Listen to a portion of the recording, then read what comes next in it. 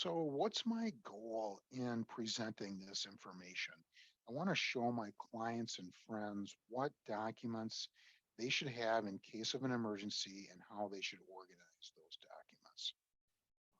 During my motivation during my 30-year career as a financial advisor, I've assisted many families while a family member is having a health event.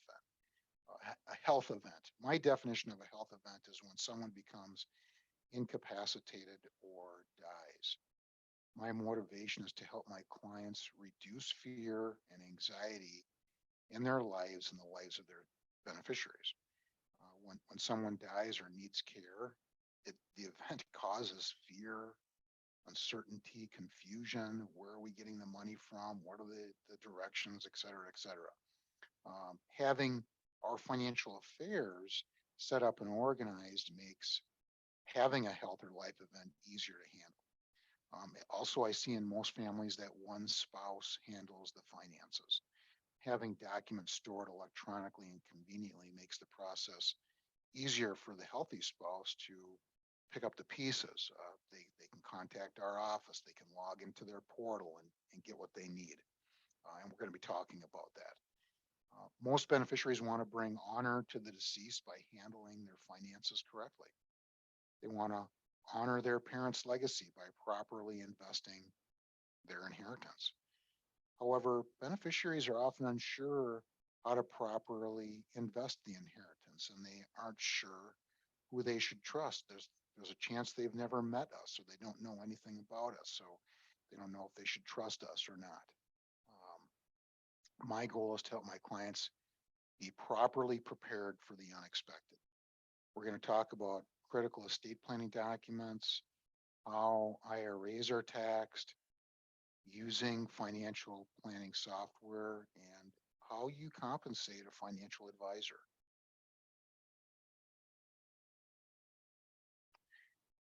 Why should we have an estate plan? Well, there's really four primary reasons why we have a estate plan. One, it directs who will receive your property when you die. It minimizes probate costs, and that's because everything is organized now. It provides for the care of minors. It provides for your care or our care or my care if I'm unable to provide for myself. So, what do I see as the critical estate planning documents that you should have? One is a will. Creating a will is an important part of your estate planning. A will states how you want your belongings divided up amongst your loved ones after you pass away. Otherwise, the government will determine how to distribute your property. And your property could end up even going to an unclaimed status in the state. It's not a bad idea to look at a website called Unclaimed Minnesota and see if you have property listed in there or somebody else. But that's an easy place for property to end up being for many years and going unclaimed. The other important document, critical, is a power of attorney. It allows you to appoint someone to act on your behalf to make legal decisions about your property and finances. That person, usually referred to as an agent, could be a trusted friend, a family member, or an experienced trusted professional. Important thing to remember about a power of attorney is it's in force while you're alive. When you die, then the power of attorney is not in force anymore. It's crucial should you ever become ill or disabled to the point where you can no longer make important decisions for yourself. And then you have your power of attorney step in and they make those decisions for you. Granting someone this power is a big decision, and you want to give careful thought about who you give the power to. Whoever you select should be trustworthy, reliable, and mature enough to handle the responsibility. Third document is your advanced medical directive. Your advanced medical directive, this is a catch-all term and refers to your healthcare directive, your living will, healthcare medical power of attorney, and other personalized directives. All these documents allow you to legally express your preference for continued healthcare should you become terminally ill. A letter of instruction is helpful. This document gives your survivor information about important personal and financial matters to attend to after your passing. You don't need an attorney to prepare it, and it certainly doesn't carry the same weight that a will does. Um, but it can articulate your funeral preferences, what things you want to be given away and to whom, maybe items of personal property, maybe something with your passwords, um, anything else you'd like your survivors to know. So those four documents are really critical to have. And you want to store these in a safe place. And what I'm going to recommend is that you store these in financial planning software, a vault. And I'm going to take some time to walk you through um, the vault and how this works. I'm hoping I can get this done right. Okay, so we are going to go in through the Hance Financial website. Hance Financial website's a great tool. It has videos about the financial planning software we're talking about. Life in a Box is a great one. Also, client account access to the three primary websites we use. And I'm going to go to this one.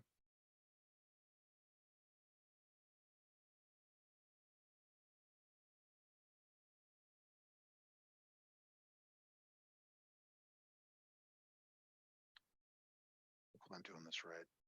Okay, this is the way it'll look for you when you do this. You're going to get a text. This is your multi-factor verification, which I'm sure that most of you are all familiar with.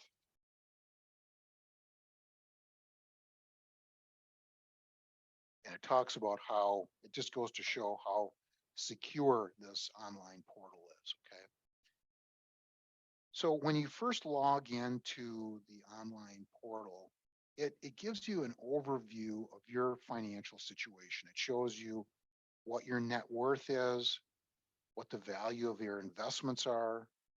You can add accounts, any account that you can see online, whether it's your mortgage, bank account, 401k, can be linked up through here. You can't do any transactions with it, but you can link that data up and it starts feeding in. So it's important to know we can't make transactions on this site. No transactions can be made here.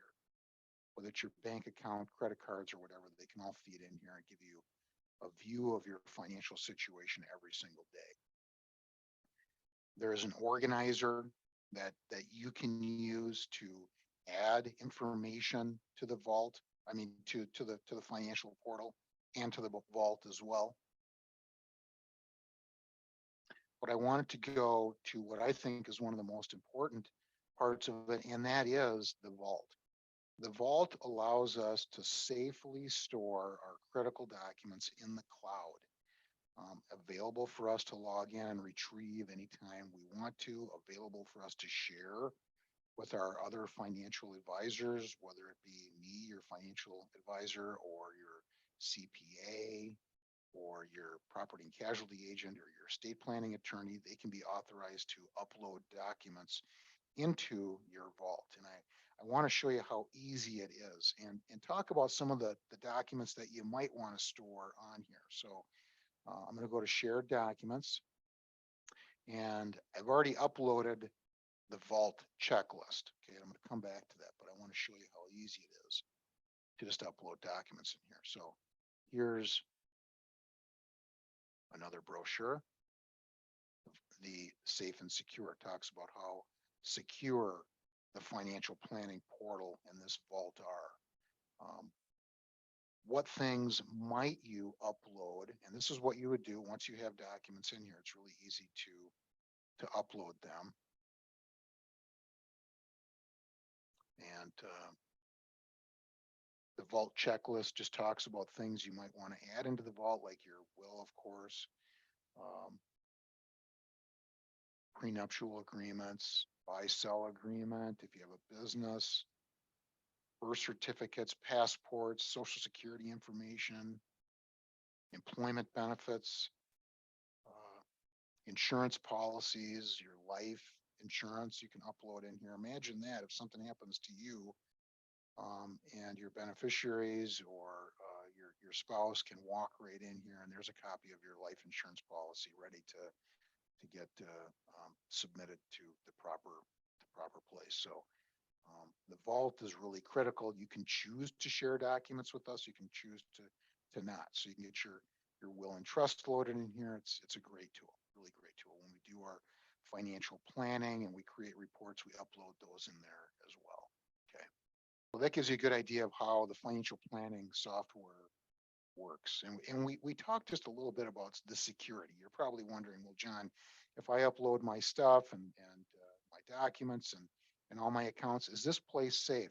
And what I want to say is, this is what I know. It's password protected.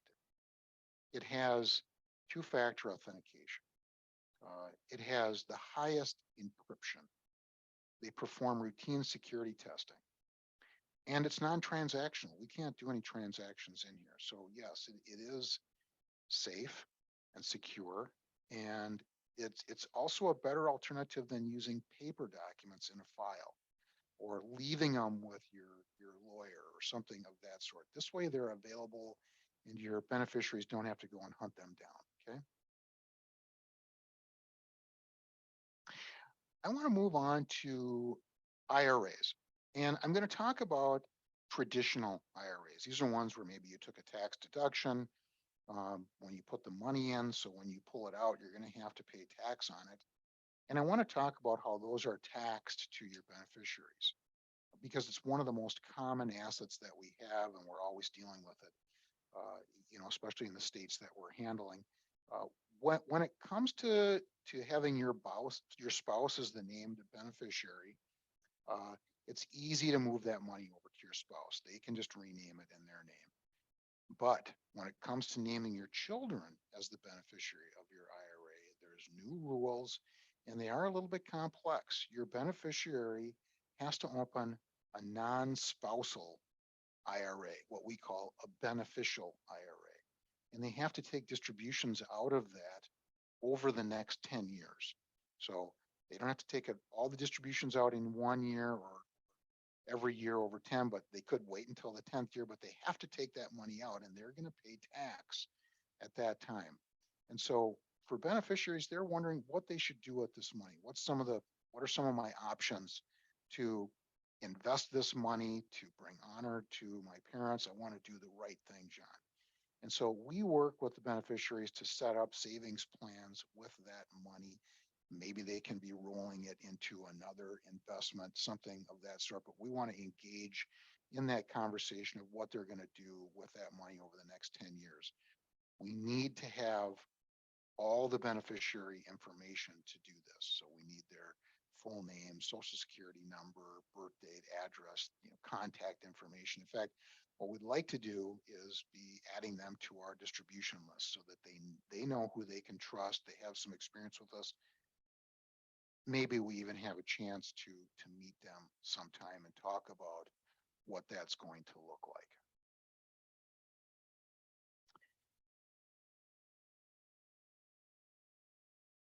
I wanted to talk about some other important considerations.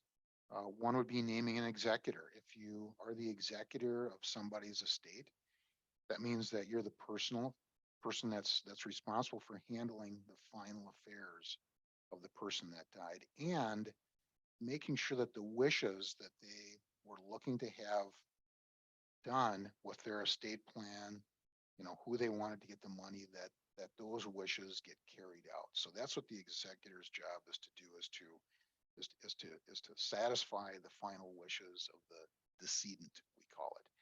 And you want to make their job easy by, one, having all your documents properly organized, communicating that with the executor, communicating what your final wishes are, having the documents uploaded in a safe and easy to get at spot like the financial planning software. Sometimes you'll name your power of attorney and executor the same person, but it's important to remember that the power of attorney, they have authority before you die. The executor has authority after you die. Beneficiaries. How do we go about naming beneficiaries? Well, we name a beneficiary on our IRA, on our 401k. All of our retirement assets have a beneficiary named on them. Insurance policies, annuities can have beneficiaries named on them. We can also name a beneficiary on an account that's not an IRA. So if you have an investment account with us, for instance, you might notice that it's TOD, transfer on death. That's what we use for an investment account or a brokerage account. If it's a bank account, we use POD, payable on death. And so you'd want to get your beneficiary designation set up on your bank account and on your brokerage account as well, if that's possible.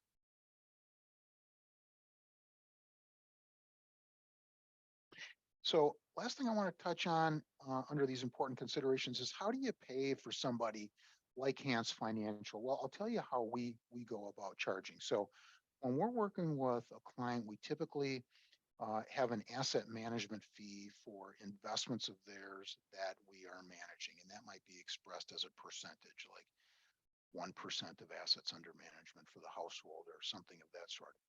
Oftentimes, when we're working with customers, that's enough to um, build in the ability for us to work on the financial planning with that customer as well. And so there's no additional costs. But sometimes it's not. And what we'll use is a financial planning fee that might be charged for a period of years until your assets get up to a certain size that we're being compensated just from the asset management fee. And certainly we'd be happy to have a 30-minute no cost meeting with somebody and talk to them about what that would look like for them and see if we're a good fit together. So if there's somebody you want to send our way, a referral, or somebody that's considering working with us today, that's the way we go about charging. Now, most of our meetings are conducted by Zoom. A lot of times the first meeting is in person, and then after that, we go into doing a lot of our meetings from a Zoom standpoint. It's just very efficient to do that, and we'll work with you gathering the information to build your plan. So in conclusion, what I've seen over my years of experience is that having organization, having your documents in place is one of the most important things that you can do. You know, making it so your beneficiaries and executor don't have to go searching for documents, don't have to go searching for the power of attorney, don't have to figure out what you have in place already, but already communicating that makes, the in case of emergency situation, planning for it go a lot easier than that. We want to help you at Hans Financial. We want to make sure that your estate is set up and that all of your stuff is organized properly. And so that's why we use the financial planning software all the time. But thank you for joining our webinar, and I'm looking forward to hearing from you and sending out your organizer. Thank you very much. Have a great day. Bye.